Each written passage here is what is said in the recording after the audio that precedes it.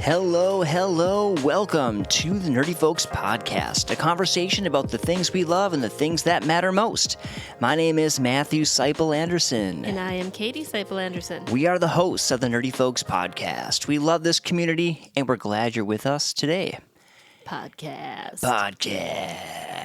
Talking about Lord of the Rings, Fellowship of the Ring, Chapter 3. If you're reading along with us, we're having a great time. At least I'm having a great time. I just have to say, your voice this time when you were doing the intro sounded a lot like the voice of the person that they had record whatever auto message the last time I ordered pizza from Toppers. It sounded almost exactly like that guy. You know what? Pizza is a happy thing, so I'm just going to say that's a compliment. You're welcome. Would you like extra cheese with that? Well, next week we're excited to be talking about Star Wars The Acolyte, so we'll be kicking off a series on that show. But this week we are in Chapter 3 of Fellowship of the Ring. So the beginning of this chapter was just like, I don't know, a descriptive writing assignment you'd get like in college composition, and he just wrote all about the hobbits walking through the Shire. Did you ever have to do anything like that when you were in college? College composition? It was so long. I know I had to write descriptive essays for sure. This triggered a memory of a book I read called Jack, which was a biography of C.S. Lewis. Jack was his nickname. Oh. I don't know how a guy named Clive Staples Lewis gets the nickname Jack. There's got to be some story behind that. I can't remember if it was in the book. But anyway, that was his nickname. And he used to really, really enjoy taking these long walks across England, especially up into the north. And at that time, and I don't know if it's still like this today, maybe we'll have to go there and check it out. They used to have taverns, very much like the taverns in Lord of the Rings, where you could stop in and they had rooms and you could stay. So he would do these walking tours where he would walk, all day, stopping every couple hours, looking at scenery, and then they'd stop at a tavern, sleep the night over, and then be off the next day. And that would be like a week-long thing. You'd go traipsing around the countryside. And I wonder if Tolkien enjoyed similar walks, because it just seemed like it was written with a lot of love. Like it was someone who really enjoyed the countryside. I don't know. It was kind of dull, but it was kind of fun at the same time.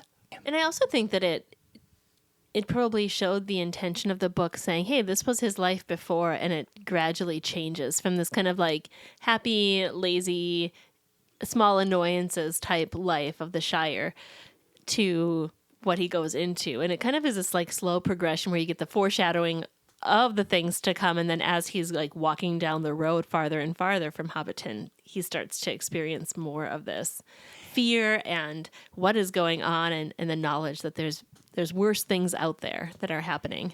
Yes, and this is the chapter where we first encounter the Black Riders.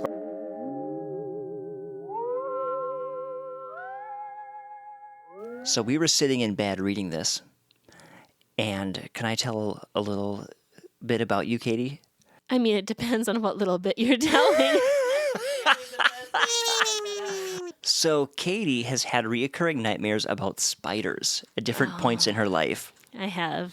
I do not like spiders. I literally stopped when the Black Rider appeared in the book and it was creeping across the ground, and I said, should I be reading this to you before bed?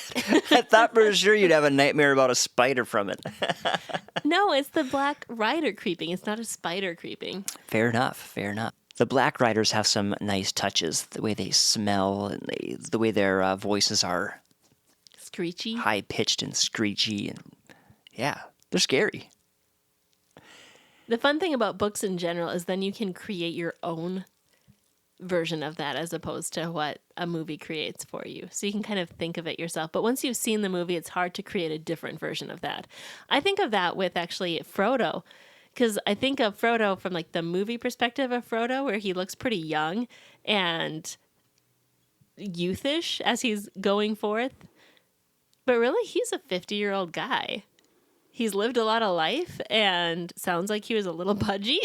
And He's definitely the leader amongst the hobbits, and that really comes out a lot more in the book than it did in the films. I would definitely He's also agree with that. a little wittier. You can tell he's definitely different than Bilbo. With his party, he wanted to be like a group of close friends, but he has witty interactions with people, which he didn't really come out in the book much. He's very serious in the book. It makes me want to meet J.R. Tolkien because all this wit is really coming out of his imagination. He must have been a pretty fun guy to hang around with. And it's funny, I've always thought of him as very serious. I don't know why.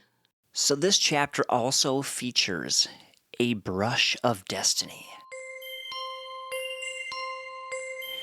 Kind of an encounter with the forces besides the will of evil that are at work in the world, where Frodo is so close to putting on the ring and the Black Rider is closing in, and all of a sudden a group of traveling high elves comes near and scares off the Black Rider. That's so cool. Right, and we pulled out that quote before with Gandalf where he's like, there's other forces at work besides the forces of evil. And the way this is written, you can just kind of see how that happens.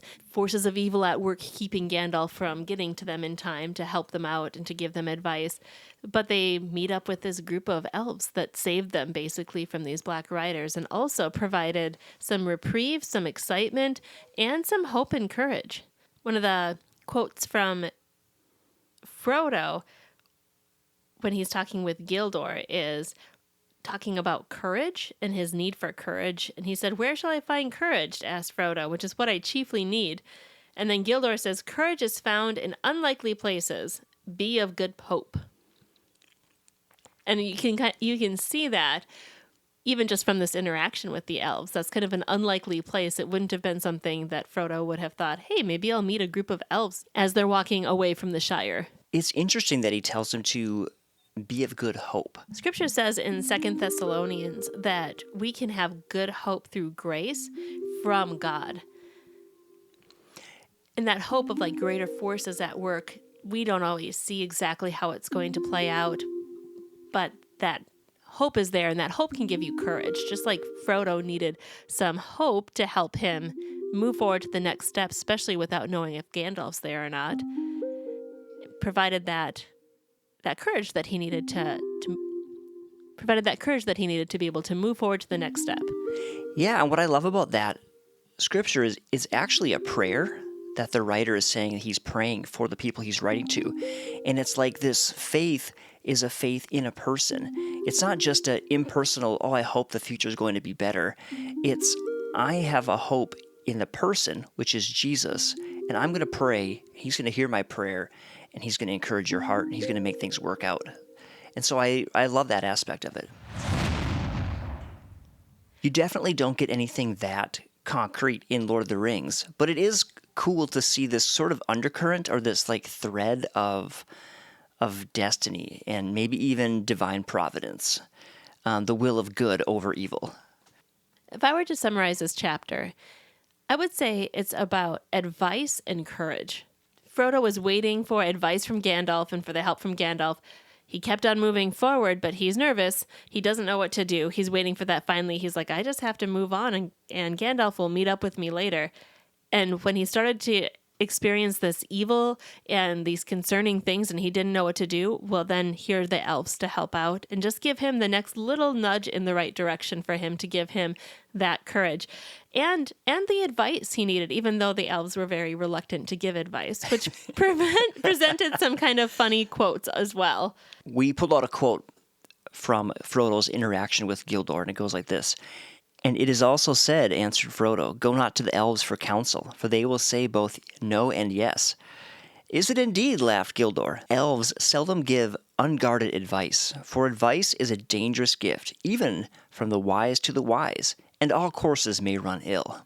Which is also just a little bit no and yes. Definitely been there where people are asking for advice and you want to give them advice, but you're like, the advice is kind of a more big picture advice, not go do this specific thing, but more of this big picture kind of hope and courage. Yes, I think you should continue to move forward. Yes, you've got this handled. Don't you think a lot of times people know what they're supposed to do? They just need a little affirmation And that's what it seems like Frodo got. Gildor didn't want to give him a lot of advice, but he just told him to hope, to move forward. He thought the plans that Gandalf had laid out were good. Just continue and don't get bogged down with indecision. Yeah, just some encouragement. Funny thing that I noticed, the name Gildor.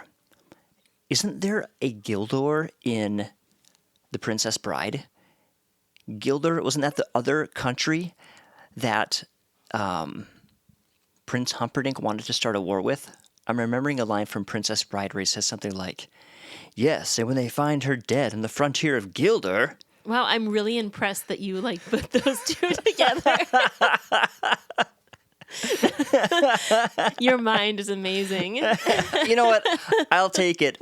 And now I have you saying that recorded, so I have arrived. Well, y'all, thanks so much for hanging out with us once again. We are in eager anticipation for Star Wars The Acolyte, which is coming out June 4th. We'll be doing episodes for each of those episodes. And until next time, love you, take care, God bless, bye-bye.